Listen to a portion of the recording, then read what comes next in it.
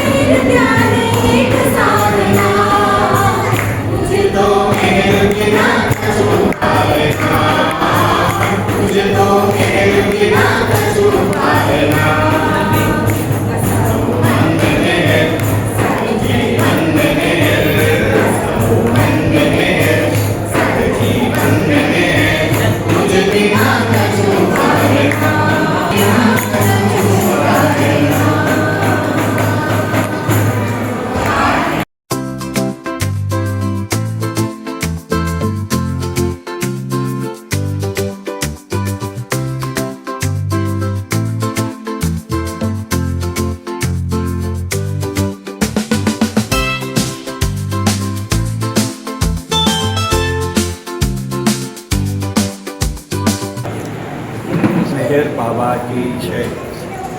సంగారెడ్డిలో మెహర్ బాబా యొక్క 132వ జన్మదినం జరుపుకుంటూ ఉన్నాం. ఇవాళ ఈ శుభ సందర్భాన్న మనం ఇక్కడ ఒక సత్సంగం ఏర్పాటు చేయడం. అవతార్ మెహర్ బాబా మానవ రూపంలో అవతరించిన భగవంతుడు. ఆయన చెప్పిన ముఖ్య అంశం ఏంటంటే భగవంతుడు ఒక్కడే సత్యము, మిగిలిందంతా మిథ్యాన్ని. భగవంతుడు ఒక్కడే సత్యం. ఆ సత్యాన్ని చేరుకోవాలంటే ప్రేమ ఒకటే మార్గము, భగవంతుడిని ప్రేమించండి అని చెప్పారు. మెహర్ బాబా 1925 నుండి 1969 దాకా ఆయన మౌనం పాటించడం జరిగింది. ఈ మౌనంలోనే మెహర్ బాబా ఈ మానవాళి యొక్క ఉద్ధరణకు సుమారుగా 13 సార్లు ప్రపంచ యాత్రలు చేశారు. ఈ 13 సార్లు ప్రపంచ యాత్రలలో ప్రాక్ పశ్చిమాలు అంటే తూర్పుని పడమరని ఏకం చేసి ఆ రెండింటిని ఏకతాటిపై తీసుకొచ్చారు. మెహర్ బాబా అనేక సందర్భాల్లో చెప్పిన అంశం ఏంటంటే ముఖ్యంగా మానవులు తమ కోసం మాత్రమే కాకుండా తమ సెల్ఫ్ ఇంట్రెస్ట్ కోసమే వాళ్ళు ఒక్కటే కాకుండా అంటే మానవుల యొక్క సమస్యలన్నిటికీ మూల కారణము సెల్ఫ్ ఇంట్రెస్ట్, స్వప్రయోజనం అన్నమాట.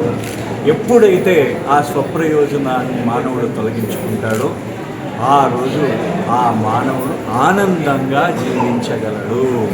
సో ఆ స్వప్రయోజనాన్ని తొలగించుకోవడానికి అంటే నిజంగా నీకు రియల్ హ్యాపీనెస్ కలగడానికి, real happiness making it lies in making others happy. అంటే ఇతరులని సంతోషపరచడంలోనే నీ నిజమైన సంతోషం ఉన్నది అని చెప్పేసి మెహర్ బాబా చెప్పడం జరిగింది. చెప్పండి. 1969 జనవరి 31 నాడు మెహర్ బాబా తన దేహాన్ని చాలించారు. మెహర్ బాబా యొక్క సమాధి ఆయన యొక్క సమాధి మెహరాబాద్ అని అహ్మద్నగర్, అంటే ఇంతకుముందు అహ్మద్నగర్ అని పిలిచేవారు, ఇప్పుడు అహల్యానగర్ అని పిలుస్తున్నారు. అహల్యానగర్ యొక్క ఆ గ్రామ పరిసరాల్లో, అహల్యానగర్ యొక్క పట్టణ పరిసరాల్లో ఆరంగాం అనే గ్రామంలో మెహరాబాద్ ఉన్నది. అక్కడ ఆయన సమాధి ఉన్నది. సో ఎవరైనా ఆ సమాధిని దర్శించుకోవచ్చు. అక్కడ ఏ విధమైన పూజా సాంప్రదాయాలు ఏమీ అవసరం లేదన్నమాట. అవతార్ మెహర్ బాబాకి జై. ఇక్కడ 1995లో సంగారెడ్డి కేంద్రం ఏర్పాటు చేయడం జరిగింది. 95 నుండి గత 31 సంవత్సరాలుగా కంటిన్యూస్గా బాబా సహవాస కార్యక్రమాలు డిఫరెంట్ ప్లేసెస్లో పబ్లిక్ గ్యాదరింగ్స్ చేశాము. 1997 మరియు 2003లో మొత్తం రాష్ట్ర వ్యాప్తం నుండి వచ్చి ఇక్కడ 2 రోజుల సహవాస కార్యక్రమం చేశాము. బాబాకు సంబంధించిన లిటరేచర్ అన్నీ కూడా సెంట్రల్ లైబ్రరీలో మేము పొందుపరిచినాము. ఇక్కడ ముందు భవిష్యత్ తరాలకు అందరికీ అందాలనే ఉద్దేశంతో ఇక్కడ మా స్వగృహంలోని అవతార కార్యక్రమం బాబా సంగారెడ్డి సెంటర్ అనేది నడుస్తున్నది. భగవత్ ప్రేమికులు ఎటువంటి ఇన్ఫర్మేషన్ అయినా కానీ ఇక్కడ నేను సంగారెడ్డి జోషినారాయణరావు ఇక్కడ అడ్వకేట్గా ప్రయత్నం చేస్తున్నాను. నాకు సంప్రదించవచ్చు బాబాకు సంబంధించిన సమాచారం ఏదైనా ఉన్నారు. చిన్నప్పటి నుండి కూడా మా నాన్నగారు బాబా భక్తి మార్గంలో ఉండి చిన్నప్పుడు కృష్ణుడు, రాముడు ఆ హిందూ సాంప్రదాయం అనుకుంటే మా నాన్నగారు ఉండేవాళ్ళు.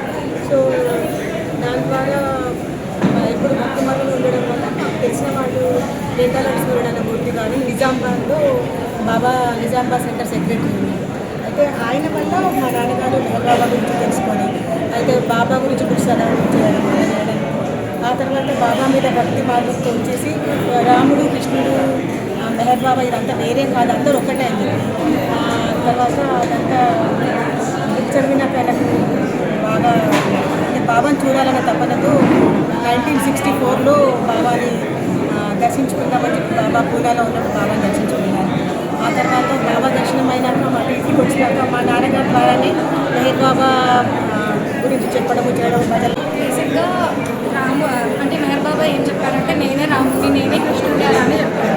అసలు మనకి రాముడు వచ్చి ఏం చేశారు అని అంటే ఆయనకి ఉన్న కెపాసిటీకి ఆయన యుద్ధం చేయలేక చేయలేక కాదు, ఇప్పుడు హనుమంతుడి హెల్ప్ అవన్నీ తీసుకొని చేసింది ఆయన ఒక్కరు చేయలేక కాదు, కానీ మానవ రూపంలో వచ్చినా కూడా ఆయన ధర్మంగా అలా జీవించవచ్చు అని నిరూపించడానికి ఆయన వచ్చారు.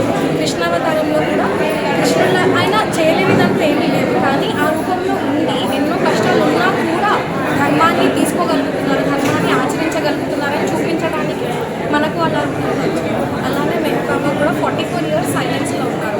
ఎందుకు అంటే అలా కూడా ఉండొచ్చు, అలా ఉండి మన మనసుని మనం నీట్గా క్లీన్గా ఉంచుకోవచ్చు, ఈర్ష్య ద్వేషం ఇవన్నీ వదిలేసి మనల్ని మనం ఇన్నర్ సెల్ఫ్గా క్లెన్స్ చేసుకోవచ్చు అని చెప్పడానికి ఆయన వచ్చాడు. ఆయన చాలాసార్లు అన్న మాట కూడా ఒకటి, I have come not to teach but to awaken.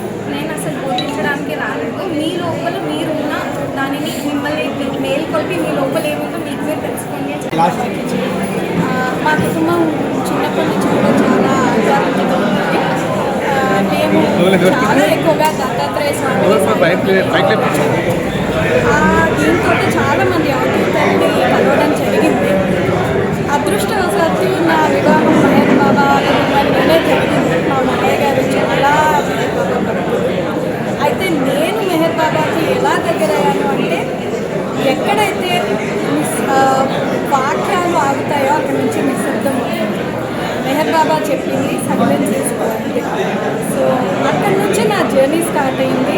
ఈరోజు ఇక్కడికి రావడం చాలా ఆనందంగా ఉంది. నేను కూడా నాకు తెలియకుండానే మెహర్ బాబా ఈ సత్సంగాలు చాలా ఆనందంగా ఇస్తున్నాయి. నాకు వైజాగ్ సెంటర్కి కూడా వెళ్తుంటాము, చాలా బాగా చెప్పింది. అందరూ బాబాని దేవుడా కాదా అని నమ్మలేకపోతుంటారు. అలా బాబా కొన్ని సిచ్యువేషన్స్ ఎలా క్రియేట్ చేస్తారంటే ఈ మహిమలు చేస్తేనే దేవుడే కాదు, కానీ మనలాంటి జనాలు ఏంటంటే మహిమలు చేస్తేనే దేవుడిని నమ్ముతాం. అలాంటి కొన్ని సిచ్యువేషన్స్ కూడా ఫస్ట్ నమ్మకం కుదరడానికి అలాంటి ఎక్స్పీరియన్సెస్ కూడా బాబా కొన్ని ఇచ్చారు. ఒక అతను బాబా దగ్గర అస్సలు బాబాని నమ్మేవాడు కాదు. మనం అతని దగ్గరికి వచ్చినప్పుడు నువ్వు కంపల్సరీ అతను చాలా తీరవాడు, అసలు డాక్టర్ చదవాలనుకుంటాడు కానీ చదవలేదు.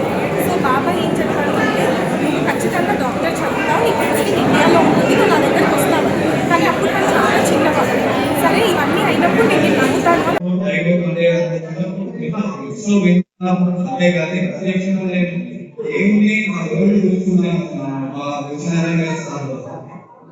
నేను అసలు బాబా గురించి నర్సరీ కాదు నిజామాబాద్ చాలా చూసిన నర్సరీలో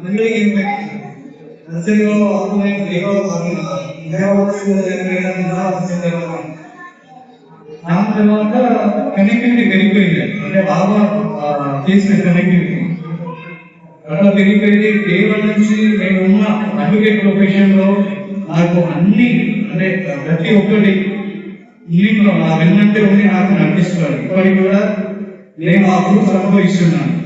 బాబా గారి గురువు సార్ నుంచి. కాబట్టి అది ఇంట్లో చెప్పిన తక్కువే, నాకు ఇష్టపడదు, చెప్పడం ఇష్టపడదు. ఏదో ఒక చిన్న కాబట్టి చాలా ఇది అంటే నాకు మాట్లాడడం రాదు. ఏదో చిన్న తెలుసుకున్నాను, మీకు ఎవరికి ఇబ్బంది పెట్టకుండా.